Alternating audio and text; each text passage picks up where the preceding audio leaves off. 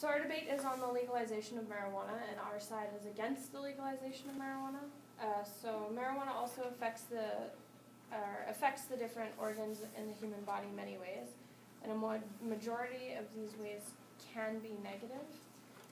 We should be attempting to solve these problems that people are using marijuana to deal with and not cover them up with a receptor-numbing substance, especially if it's a disorder to do with pain or seizures or anything like that, because these processes are the cutting of the receptors. And because we're numbing the receptors, we're not finding a way to actually repair them. We're just putting a cap on top of them and hoping for the best. We should be furthering our medical knowledge instead of using an excuse like the plant to cover up our shortcomings in scientific practice and our inability to treat chronic disease properly. The information that is presented about this drug is minimal, and what information we have is easily contradicted by other studies and information, meaning that information we currently have is very inconsistent and, for lack of better terminology, messy. Like, for example, the National Academy of Science of the United States of America, the PNAS, published a study showed that the heavy marijuana user had different brain shapes and lower IQ than non-smokers, suggesting a potential danger to young people who have used the drugs, and they say that the brain doesn't reach maturity until 25 or 30. And it's still not clear whether cannabis use affects the rate of suicide too.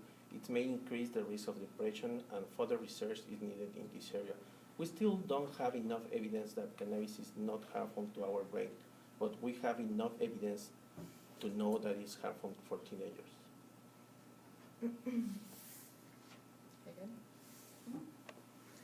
Okay. Marijuana is one of the most widely used substances. It is our standpoint that marijuana should be legal for both medicinal and recreational use, and it is our intention to show you the facts and evidence to support that ideal. Marijuana has been used dating back to 2737 BC in China to treat illnesses such as gout and malaria. Since that time, health benefits have been proven over and over again, and it has significantly less harmful effects than many over-the-counter legal substances such as painkillers, which, according to the Government of Canada website, took over 2,400 lives last year in Canada alone, and is on track to far surpass that this year with 1,400 deaths already in 2017 in BC. And there is yet to be a death reported where marijuana was the cause.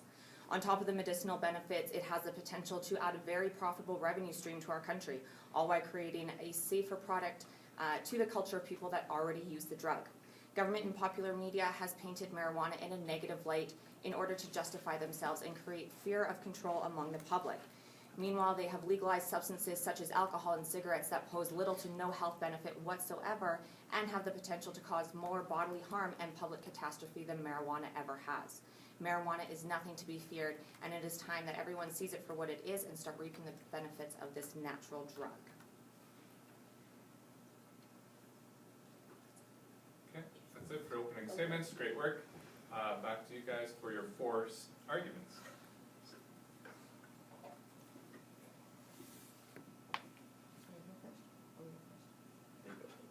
Do we go first? Yeah. Okay, sorry.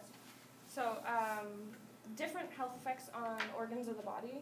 Smoking in general can cause certain health effects. However, marijuana isn't only smoked, it can be ingested in a lot of ways. However, this type of smoking is associated with large airway inflammation causing scarring. It also increases airway resistance and lung hyperventilation. So it's the process of your lungs capacitating, decapacitating, because it forgets how to